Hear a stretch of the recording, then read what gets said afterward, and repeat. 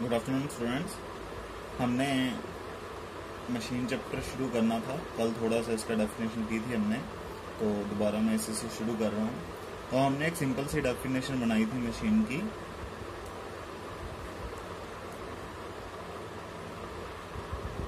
वो क्या थी कि something which can make our work easy is known as machine. तो मशीन हमने किसको बोला था कि कोई चीज जो हमारा काम आसान कर दे तो उसको हम क्या बोलते हैं, मशीन बोलते हैं। जैसे हमने प्लायर की एग्जांपल ली थी कि प्लायर है, कोई नट बोल्ट ओपन करना है हमने, तो अगर हम उसे अपने हाथ से नट को घुमाने की कोशिश करेंगे तो वो नहीं घूमेगा इतनी इजीली। तो अगर हम प्लायर यूज करके उसे ओपन करने की कोशिश करें तो वो इजीली ओपन हो जाएगा। तो प्लायर क्या हो गया, एक मशीन की एग्जांपल हो गया। तो मशीन कुछ भी हो सकती है, बस वो कंडीशन क्या है कि वो आपका काम इजी कर दे। अब हम बोल देते हैं कि ये सिंपली बोल देते हैं कि काम इजी कर देना। अब काम इजी कर देने का मतलब क्या है, ये देखने वाली एक चीज है।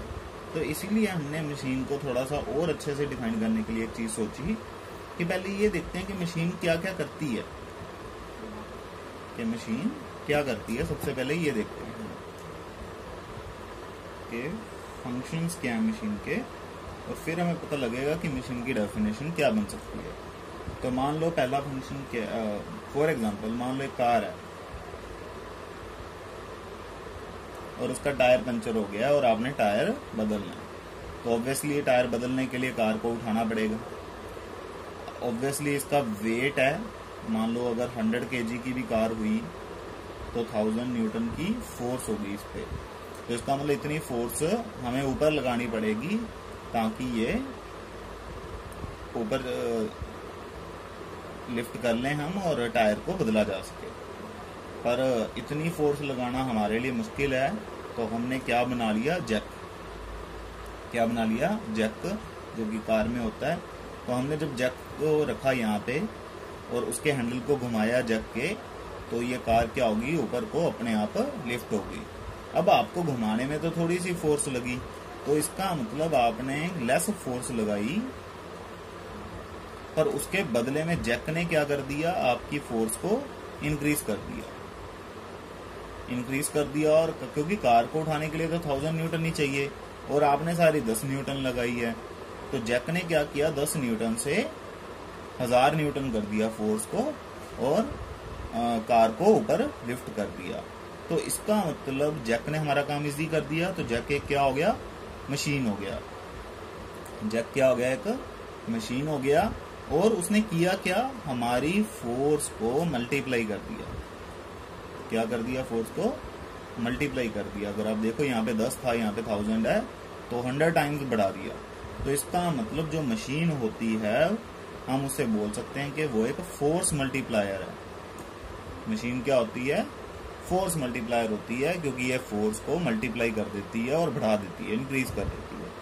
तो ये फोर्स का पहला फंक्शन है कि मशीन का पहला फंक्शन है कि machine act as a force multiplier.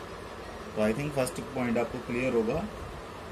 और देखते हैं कि और फोर्स क्या कर सकती है, और मशीन क्या कर सकती है, सॉरी। तो पहला फंक्शन क्या आया, इसको हम साइड पे लिख लेते हैं, force multiplier. Force multiplier. Machine है कई बार ऐसे भी करती है कि फोर्स को कम भी कर देती है। फॉर एग्जांपल अगर हम अपने क्या कहते हैं, फॉर एग्जाम्पल आपने आपका डोर है, रूम का डोर है और आपने उस डोर को ओपन करना है। तो अगर आपने कभी नोट किया हो, मान लो ये दीवार के साथ फिक्स है और ये यहाँ से आपने ओपन करना है, तो जो हैंडल होता है वो यहाँ पे लगा होता है और आप इस हैंडल को पकड़ते हो और डोर ओपन हो जाता है।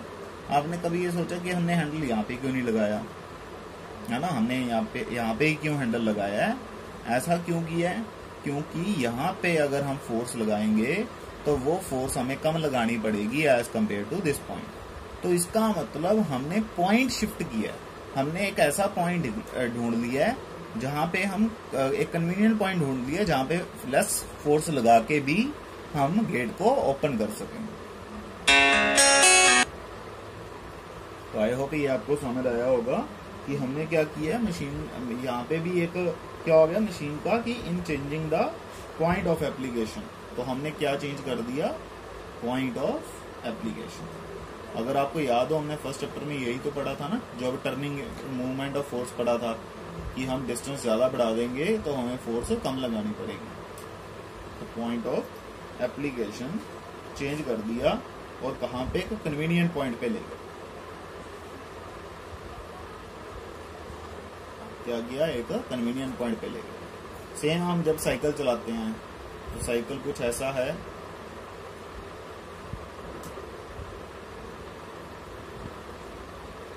मान लो ये साइकिल है, तो अभी हम पिछले वाले टायर को घुमाते हैं तो अगले वाला टायर चलता है, पर हम फोर्स कहाँ पे लगाते हैं, यहाँ पे पैडल यहाँ पे होते हैं ना, तो हम इन पैडल्स पे फोर्स लगाते हैं।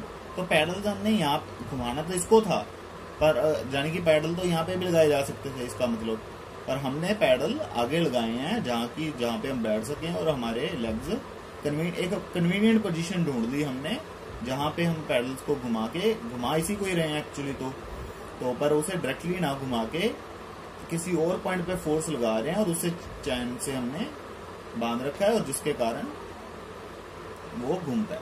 तो हमने ये हमारे लिए क्या है कि कन्वीनियंट पॉइंट हो गया जहाँ पे हम फोर्स लगा के इजीली काम कर सकते हैं। तो इसका मतलब मशीन क्या करती है, फोर्स को पॉइंट ऑफ एप्लीकेशन को चेंज कर सकती है to the convenient point. Clear है? तो ये सेकंड पॉइंट था। थर्ड पॉइंट क्या है कि कई बार क्या होता है कि मान लो जैसे आपने वेल देखा होगा, कुआं जिसको बोलते हैं हम, और उसमें से उस वेल में से क्या है कि आपने पानी बाहर निकालना, तो ऑब्वियसली आप एक रस्सी डालोगे, उसमें बाल्टी बंधी होगी और फिर आप उस बाल्टी को ऐसे खींचोगे ऊपर की तरफ।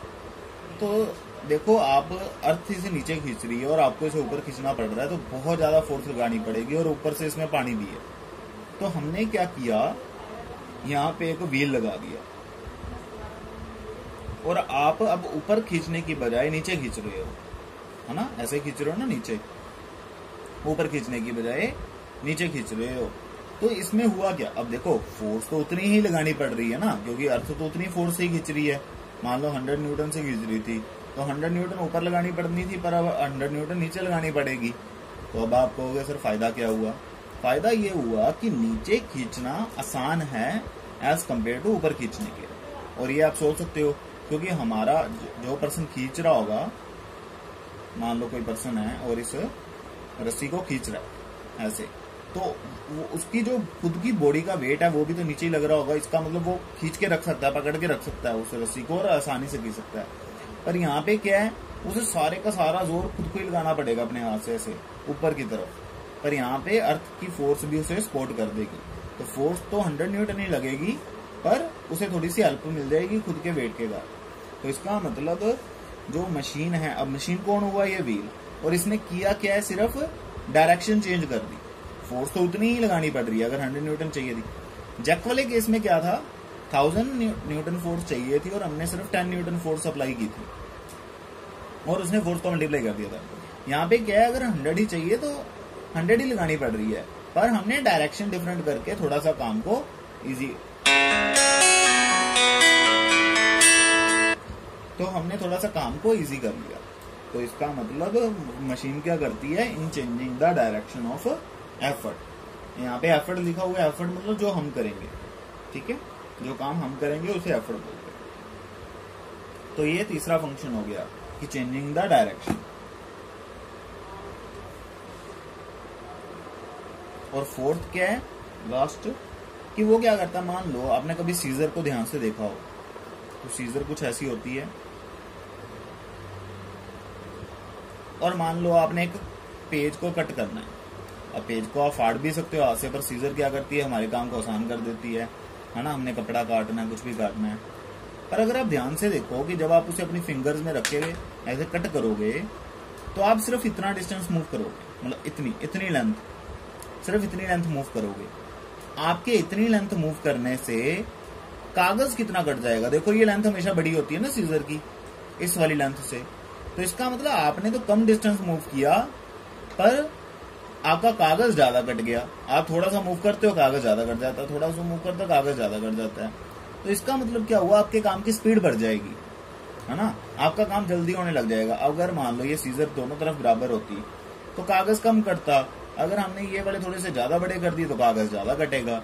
तो इसका मतलब हमें काम में स्पीड गेन मिल गया। क्या मिल गया, स्पीड गेन मिल गया, क्योंकि इसमें हमारे काम के, क्योंकि कम टाइम में हम ज्यादा कागज काट पाएंगे, तो इसलिए हमें स्पीड गेन मिल गया। क्लियर है इतनी बात।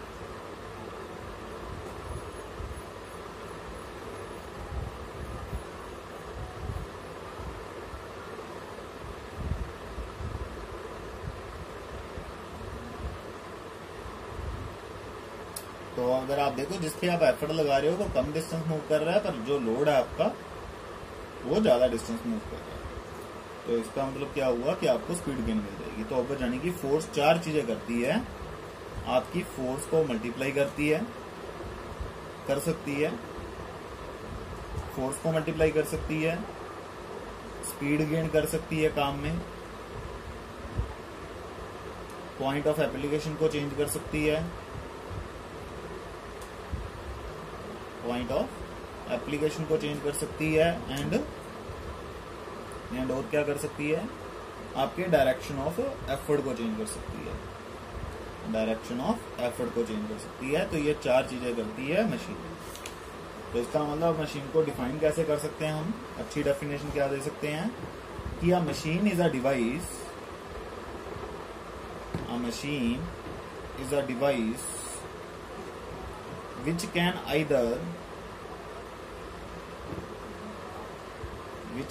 either overcome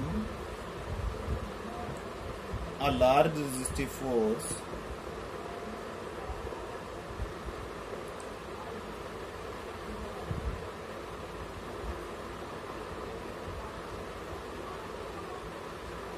जिसको लोड बोलते हैं हम, at some point by applying a small force, क्योंकि हमने देखा था ना स्मॉल फोर्स करके वो फोर्स मल्टीप्लायर वाला, ये वो लाइन लिखी है, applying a small force at a convenient point. तो ये हमने पॉइंट ऑफ एप्लीकेशन चेंज कर दिया, एंड इन अ